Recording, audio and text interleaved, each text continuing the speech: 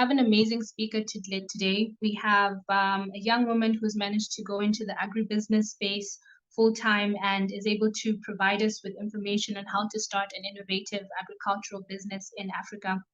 And just before we get started with that, one of the things that I think I'd like to highlight is just how important the agricultural focus actually is across the board globally, as well as for our social economic development across Africa. So you find the agriculture focus across the various world and regional visions that we have from the United Nations SDG.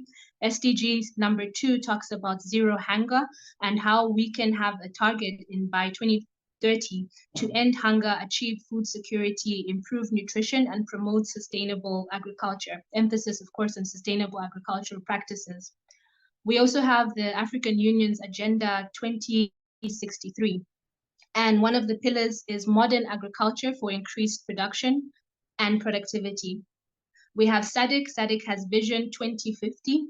And one of the pillars, under pillar number 1, we have transformed agricultural sector that practices sustainable management of the environment and its natural resources.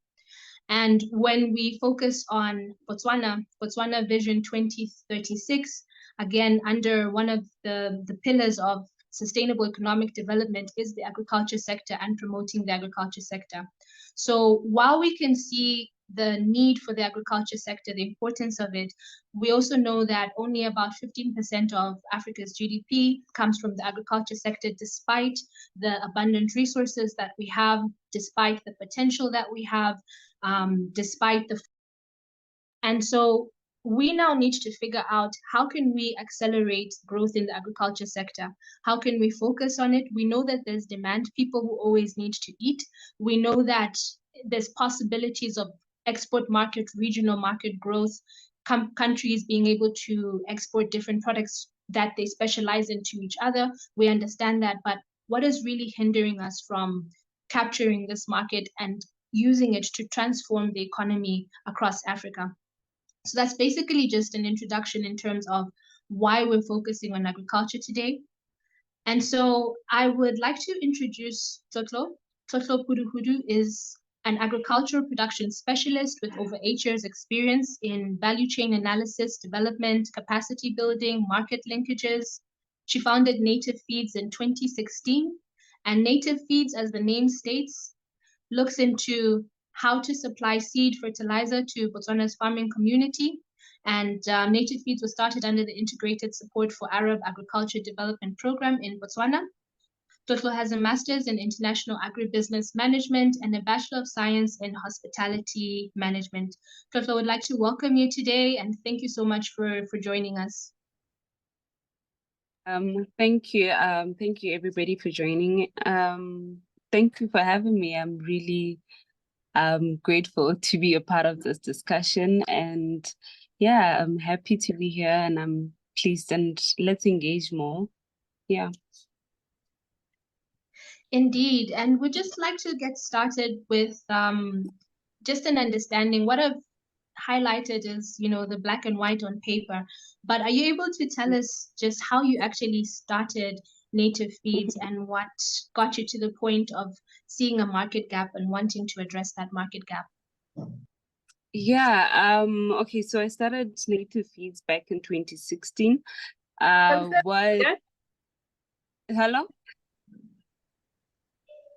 Hello, can you hear me?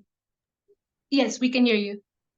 Okay, so when I started Native Feeds, before Native Feeds, I used to sell, I come from an agricultural background where my parents are farmers, my grandparents are farmers. And for me, we always ate what was from the farm. I remember my father would say every time we bought chicken from the supermarket, he would charge us an extra. He would make us pay him for buying chicken while chicken is at the farm. So we used to eat everything from a farm. There was a point where we used to make our own maize meal, stamp and all that. So when we got to the streets, but it's the conventional food, your rice, your spaghettis and all that stuff. So I loved it. So I used to cook our traditional food, whatever my parents plowed, and cook it and then sell it in the streets. And then from there, my dad said, why don't you join into the agri space? When he said join in, I started off supplying. Government used to have a program where they give seeds, seedlings, fertilizers to farmers during the plowing season, and also money for the tractor. So I started off with that program, and that's when I realized that whatever farmers have plowed using this program is not utilized or is not taken into use. Sometimes farmers, because of lack of market, we have only one marketing place, which is called Botswana Marketing Board. If you are unable to sell to that place, where do you take your grains? Where do you take your forage that you've plowed? So I started taking whatever the farmers I supplied to, I took it and reproduced it as feed. I think that's where I started seeing the gap. Then from there, I got into small stock production, where I was rearing goats, and I later realized that within the area that we're in, we are very far apart from, we don't have the grid to the electricity. We are far apart from your agri shops, or where you can access medicine or any medication for your livestock. And there was a time where we had an outbreak of internal parasites within goats, and I just did a research on how we can alleviate internal parasites in a natural way, that if a farmer has that in either their feeds or they have that, either a plant that we can do that. So we researched and found out that there are various trees that we can use to alleviate internal parasites in goats and in sheep. So we started incorporating that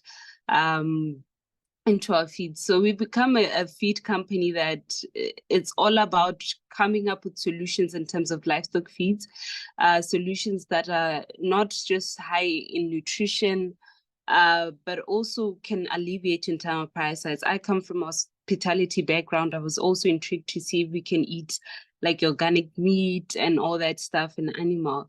Is it possible? So that is what I was experimenting with my goats and all that. So we've ventured into a lot. Getting into the agri space, I also realized that a large number of our farmers are subsistence, whereby they practice farming in a way that it's not commercialized, or they're not making profit. It's either they're just making food for their household, or it's either they're just plowing as a hobby or growing cattle as a hobby, or it's the inheritance that parents have left them. So I started venturing into capacity building of farmers on how they can commercialize, irregardless of the skill that you're in. I think sometimes we think commercialization means you having a large number of land or a large number of cattle, equipment, big equipment and all that. But commercialization for me is just understanding that even with my 20 goats, I can still run a profitable operation that is effective, and I can also earn a living from that. So that's why we started going into capacity building and services that help farmers commercialize their production. Wow, that's really fascinating. And I find it interesting that you've actually gone into different areas of livestock farming, from the feed as well as rearing goats at the same time. So I guess you're able to learn from both ends, where on one side you're supplying someone, and on the other side you can understand what your client would be looking at, because you're also livestock farming.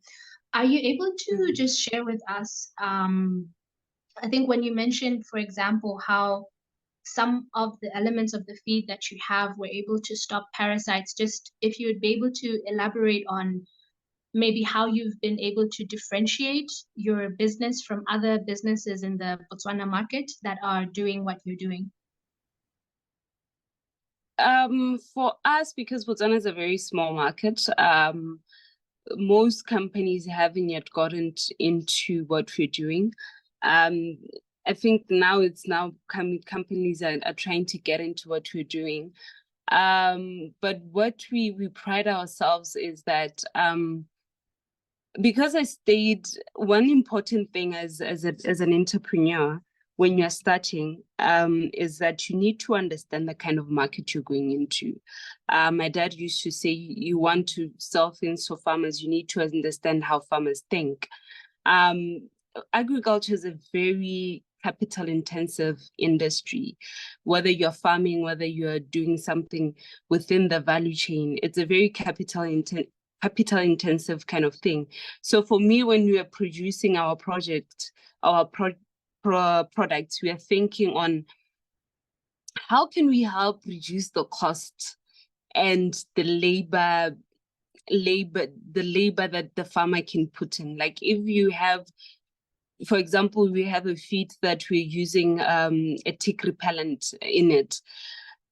If you can dip twice a year, a farmer has saved maybe, let's say, for example, 1,000 pula in dips. The labor to dip frequently has reduced. So that's how I think for us, we think we get to that point when we produce our product and thinking, how does this make it less of a cost and less of a labor for a farmer? Because farming is very labor intensive and capital intensive. So that's how we normally do it. A lot of companies in our country, I think, are more of just producing feed. And now because government really works on supporting farmers. So some are just capitalizing on the saying, oh, there's this support system that the government has, we'll just produce feeds and sell them to farmers. But for us, it's more, and we're kind of like going into the niche markets. We are not a one size fits all for kinds of farmers, that farmers who are looking for a solution of saying, I want less chemicals in my farms. We don't use urea. We don't use synthetic proteins. We use natural proteins. I want a feed that doesn't have, your synthetic proteins.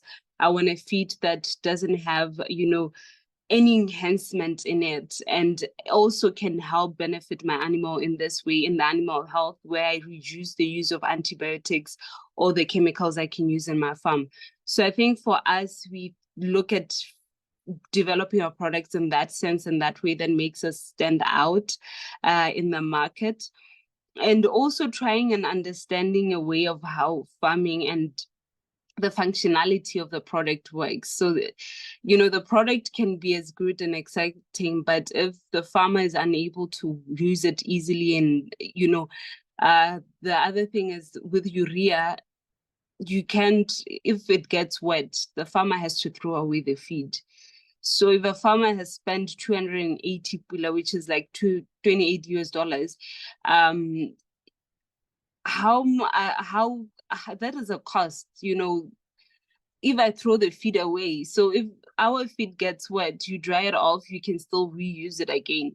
And even with the repellents and other things that we incorporate, it's just natural plants. It's things that are extracted from plants. It's natural, no chemically formulated or anything. That even if the farmer doesn't yet understand, because some farmers really don't have understanding on how to use feed, we're still capacitating them. Even though they overdose, it can cause any harm because it's naturally based. So that is how we think and develop our products. The farmer is at the center of everything. So we use the pain points that the farmers have to develop our products. Yeah. Awesome. And I'll just be kind of reiterating what you've said, just for the sake of everyone listening, because everyone listening, I think, has their own businesses. Because what you've basically mentioned is that you had a very thorough understanding of your market. You were able to look at your market from the perspective of your clients, being the farmers, and you were able to differentiate your company through the product range that you have by going above and beyond what your competitors were currently providing.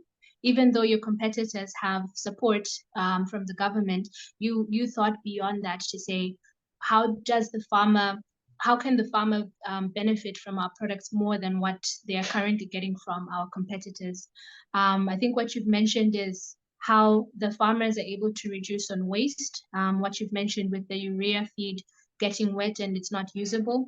And then also, I think you've mentioned an important point of being able to use plant-based feed that then has probably less side effects and so on. And it can actually be used by the farmers further for marketing to say, you know, our animals are using natural feed. So I think it's really, we see all these things in business courses and so on, but it's really great to just hear about how you've actually applied this in practice for your business. So I'd just like to ask, how have the farmers received your products? How have they received the extra support that your products are providing? Do they recognize the value, or did it take some time for them to warm up to the products?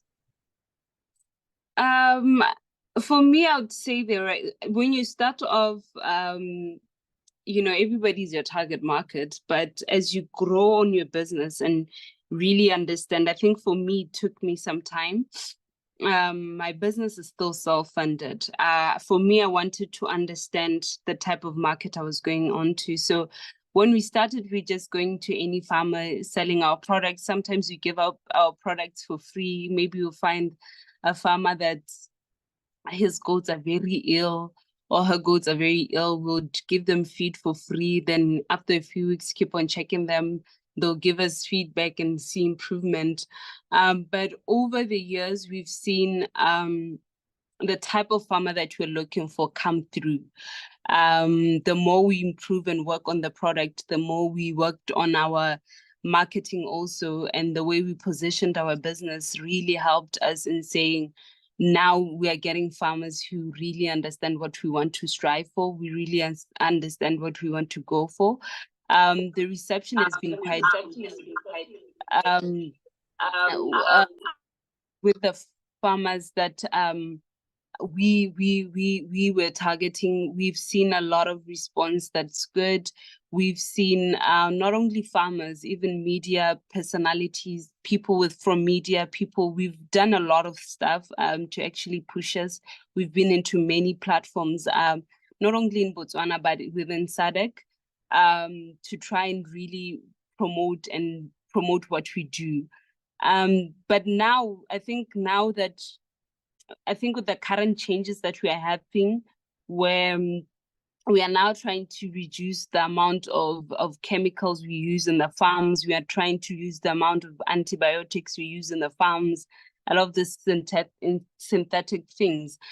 It's becoming more easier for people to appreciate the work that we do, because it's not something that we're just striving for the sake of, you know, what we want. We are also looking at the health of the person who's going to eat that product.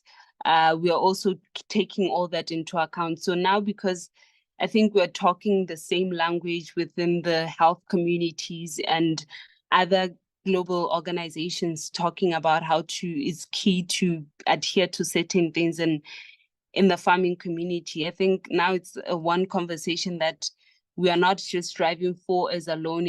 We've gained support and momentum from other organizations to say, okay, no, what we're doing is a tick in the box, and farmers are really getting to appreciate what we do. Yeah. That's awesome, because what you've mentioned is you were already innovating, and by the time the market came to understand, I think, the importance of having less chemicals, having more sustainable agriculture, you were already essentially a market leader in that, because that's how you started the business. So I'd like to just focusing on what you mentioned about self-funding, because funding is such an important aspect of running any business. You do need capital to get started.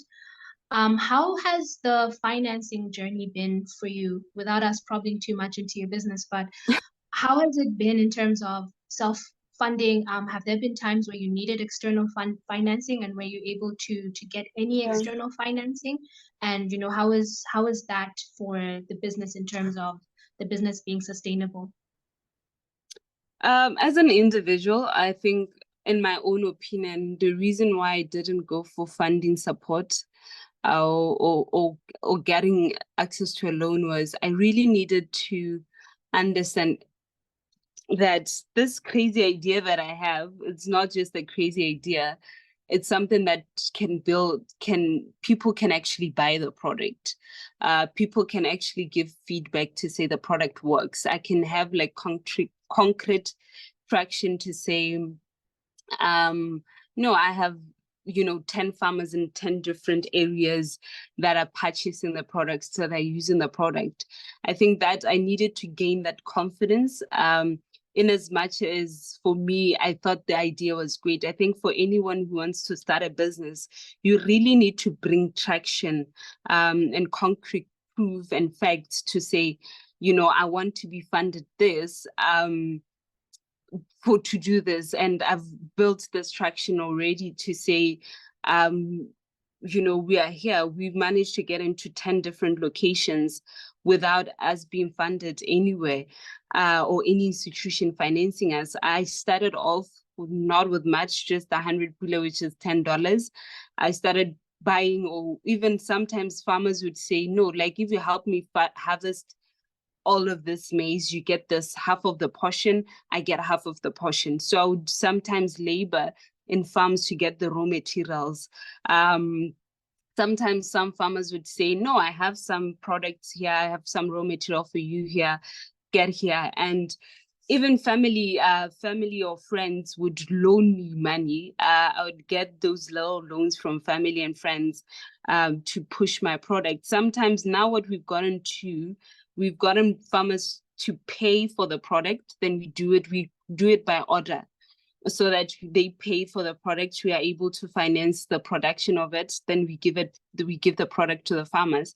And now we're currently at a stage where we can't even meet our own demand. We have to seek for funding. Now we are confident in saying, no, we have a market. We can't even meet the demand that we have. We have proven proof that the product works. There's a market for us.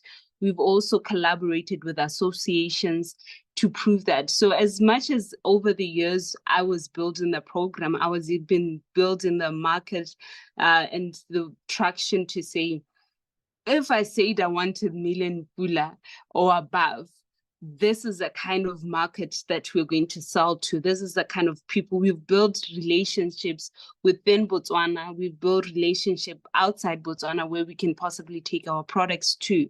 So it's not just focusing your mind on, say, we are building a product.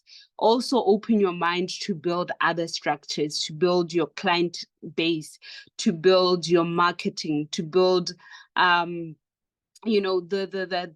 if you're given that million pula within a year or within 12 months, you have to have accelerated your production, because that million pula is what you needed to accelerate your production.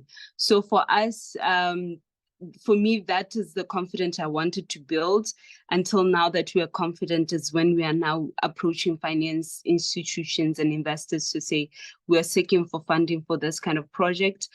We've built a market. Here's a market that's looking for this product in Botswana and outside Botswana within the SADC region.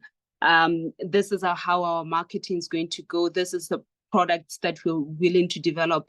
I think we've went even further more to collaborating with other institutions outside Botswana who produce certain ingredients that can even help with other health issues we've never brought onto, and they're EU certified, they're organic. So for us, we've really worked on the research, on building a full structure to say, now that we've build this full structure, we are confident to say, let's go look for funding. I think some entrepreneurs get frustrated sometimes when they go seek for funding and they get rejected, and they're like, the idea is great. We had an idea, but the thing you had to develop was the traction, was the confidence in the investor that, okay, do you have a team?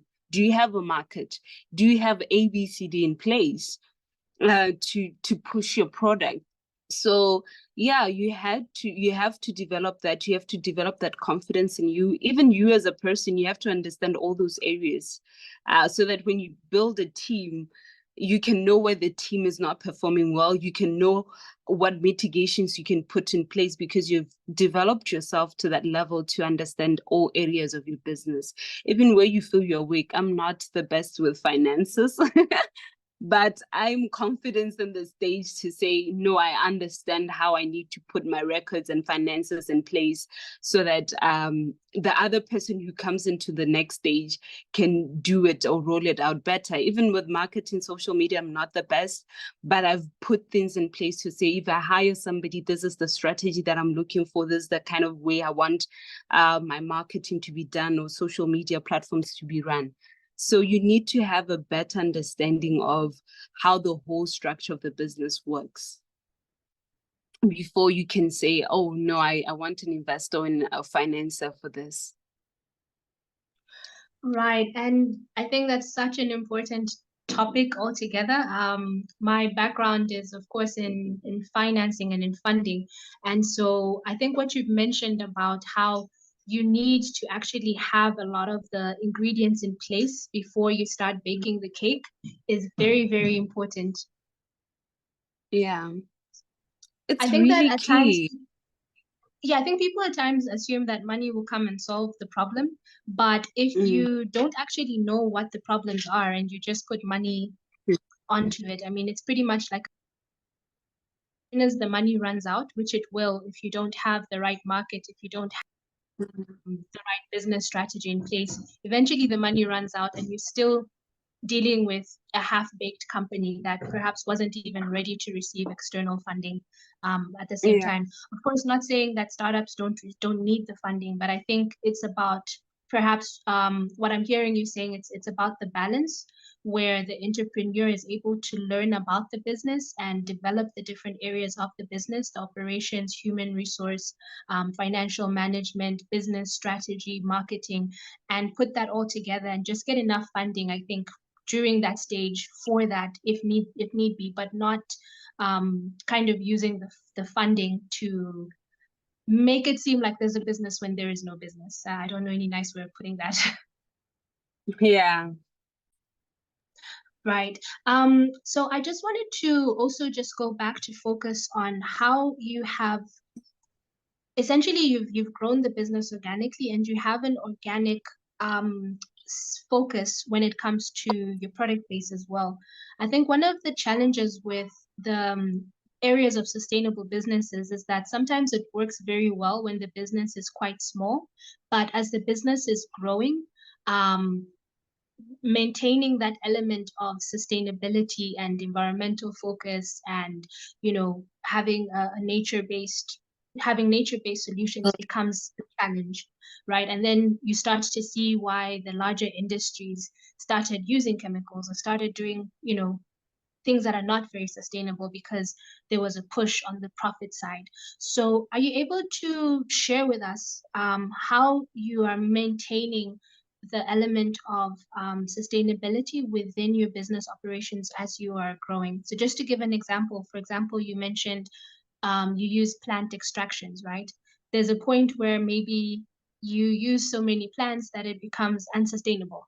On the other side, where too much plant harvesting because the demand is so much from the farmers. So how are you able to balance the sustainability and profitability aspects? Okay, for us, what we realized, we realized that I think the earlier stages when we started, we later realized that, okay, first we're using like our indigenous plants to incorporate this and do that. So we realized that even harvesting them, it's a challenge because we had to harvest them in a way that we don't cut down the tree, and within a few months that tree should have repaired itself. So we realized that in terms of sustainability, it's not sustainable for the business. So we started to do further more research and started looking for, we're fortunate that our animal nutritionist who helps us, he has far much more experience than me. So he had already had relations with certain people who have developed similar products in a large scale, that they have done further much more research in terms of using plant-based extracts to help either with any other, you can talk about ticks, you can talk about internal parasites, you can talk about your heat stress and other issues in the health of an animal. So so he connected us with those kind of companies, and we started learning more on how they're producing their products, how their products get to work, and we started incorporating their products in our feed. So it has really, really been an interesting journey. I think research plays a very critical role, and also collaboration, because when you do certain things, you realize that collaboration not only in your country, but outside your country. You might find that maybe you're in Zambia, you want to produce a certain particular product. You don't necessarily need to produce that product. Like we don't necessarily, like for example, a deworming, we have a concentrate that helps with deworming. So we don't produce that. We used to produce that by using a certain particular plant. We go to the forest, we harvest it, we dry it. It used to be a long process. After we've dried it and crushed it, you've harvested a ton of that. You dry it and crush it. It's in 250 kg bags. And if a farmer is looking for a large number, you can produce that quickly and faster. You end up losing the customer. So we looked outside the country to see which companies are into what we're doing, developing this ingredients in a natural way, that's certified organic, that's certified natural, or whatever, and they're EU certified, because Botswana sells its meat to the EU market. So we need things that are EU certified in order for us to do our products, because beef or feed production is highly regulated because of our EU market. So we started looking into that and seeing companies we can collaborate and work with to do that. So in that way, it has assured us that, we can do this in the long run and still be sustainable. We don't have to cut down 1 million trees or do that, but we found companies that are doing it in a sustainable way, and we've collaborated with them. Right. And the products that you're making, because you are sort of learning as you go and you are having basically having in-house research as you're going along, you're creating products that are unique to native feeds. How are you protecting your intellectual property? Protection is key. So for Botswana, we have what you call SIPA, where you do your protection and all that. Even though we have not just gone furthermore, I think it's one of the lessons I later learned on that having IP within your business also increases your valuation as a business. So we once applied, we didn't go furthermore because there were a bit of a hiccup, sorry about that, a bit of hiccups in terms of the formulation. And people, I think the regulator thought that because we're using indigenous plants or local plants, at that point he thought that we are not, it's not something that we can protect. But what we later realized is that your secrets, it's like your recipe. Whatever recipe that we've done, we need to protect it. So which we started working on earlier this year to say, okay, how can we then protect the recipes that we have? Because some of the things that we have, we can protect them fully and say, this is the idea that we have.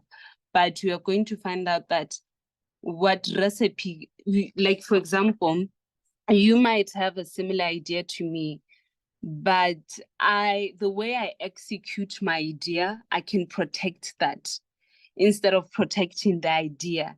So for us, when we started, we thought we can protect the idea. That's why we failed at the start in terms of protection, that we later found out that no, but your execution, how you mix your things, how you put on your recipe, that's the way you can protect it. So that's one thing that we've later realized, that we really need to protect the execution of what we do and the recipes of what we do.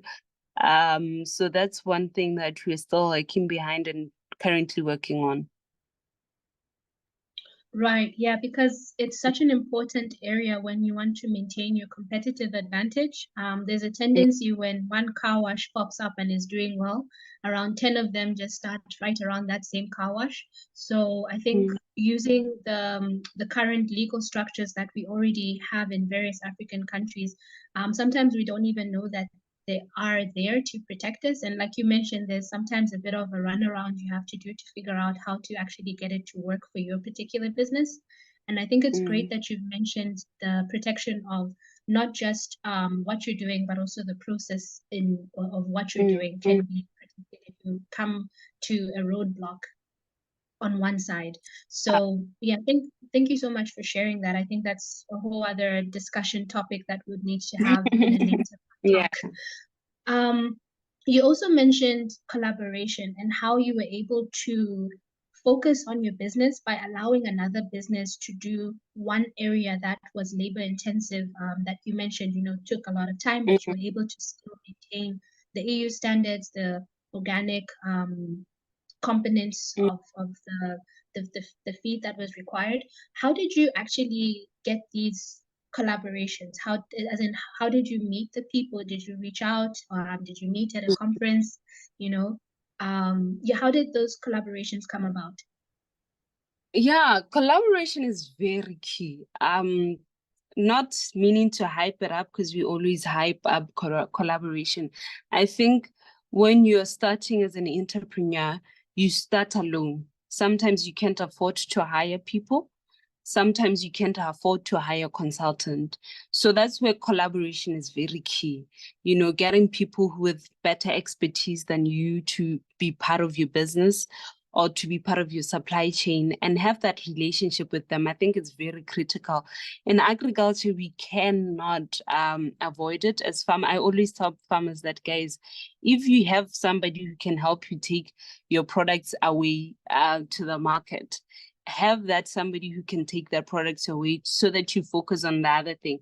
Because the more you have people come in and assist you, the lesser you have to do the nitty-gritty things and have the focus on what the main business needs and how to grow it and develop it.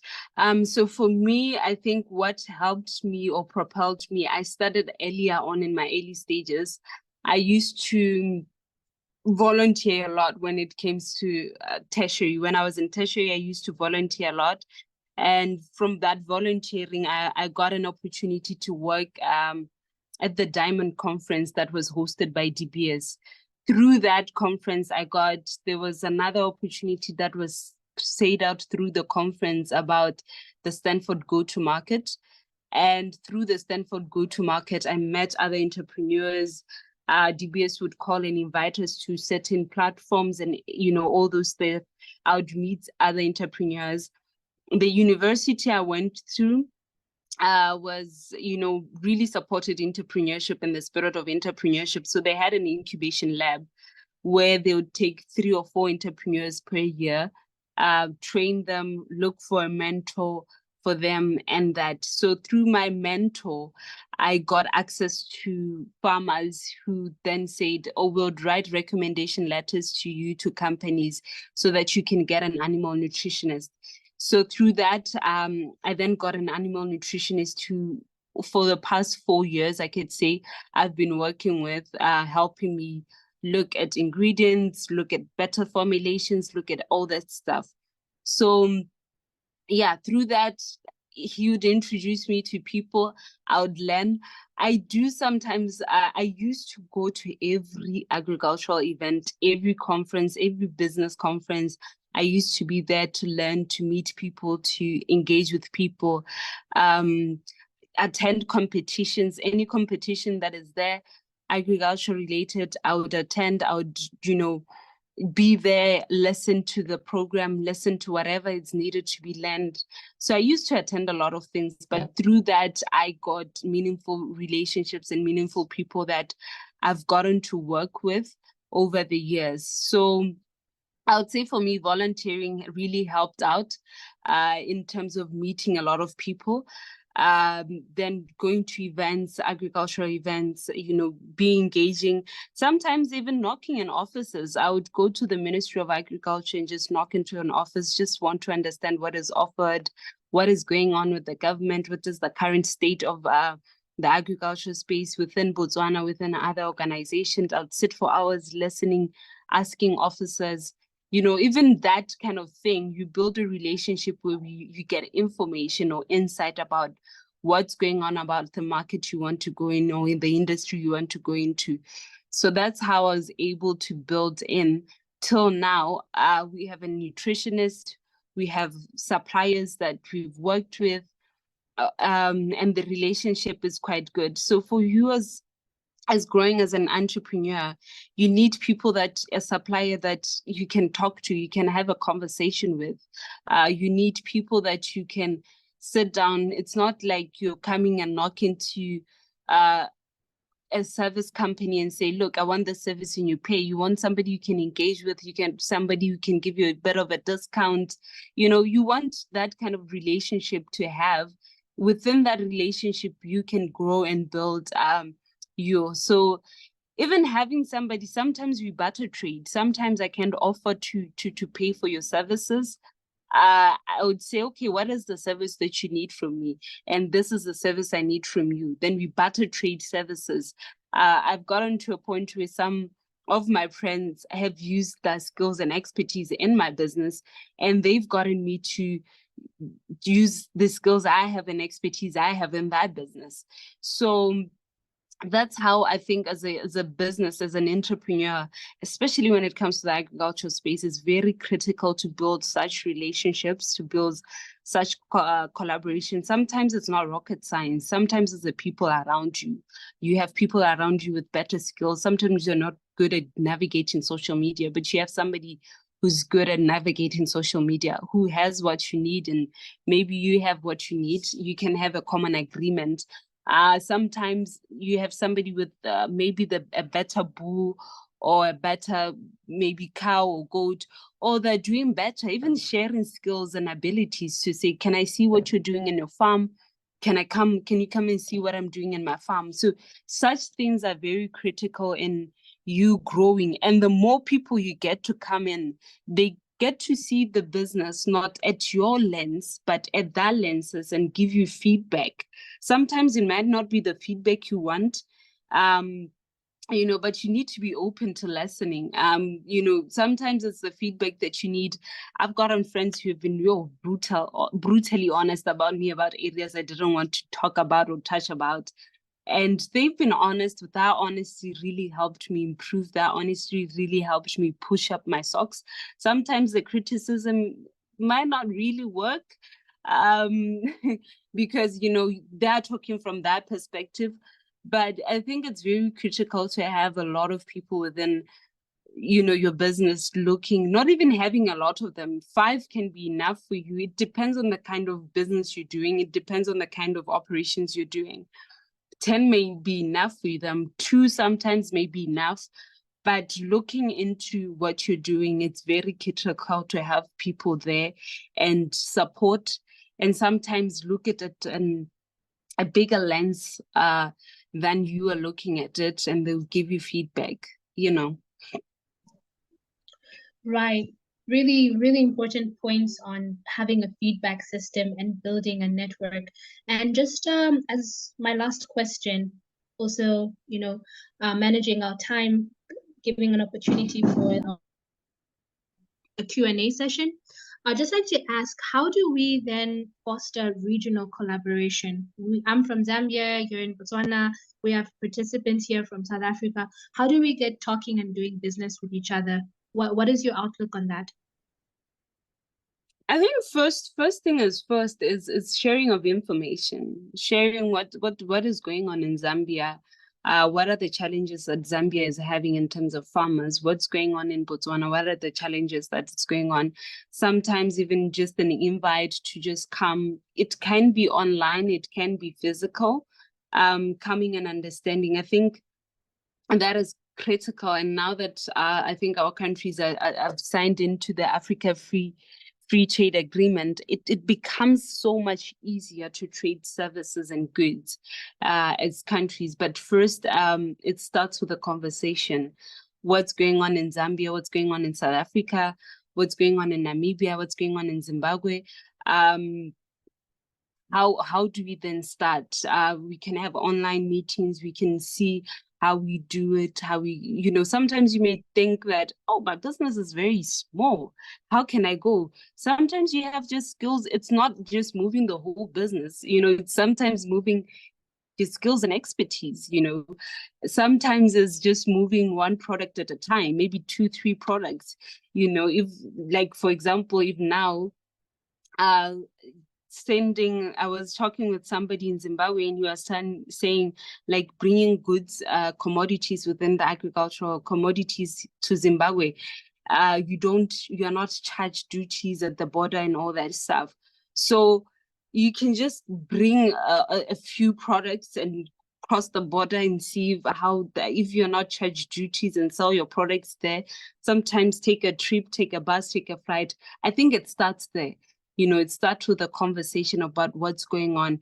And now we're at a very, it's at a very perfect time, because our countries are signing. I went into the Africa Free Trade. Within SADC, we have SACU that's in place. So you can either trade under SACU, you can either trade under the Africa Free Trade Agreement. So for me, it starts there, with the conversation of what's going on in the other area, what we need, what can we do to work towards building this this economy, this green economy. It's possible. I believe it's possible. So it starts there with what is there, what's going on, and how can we expand it furthermore. Exactly. Well, thank you so much, Tlotlo. It's been a pleasure having a discussion with you.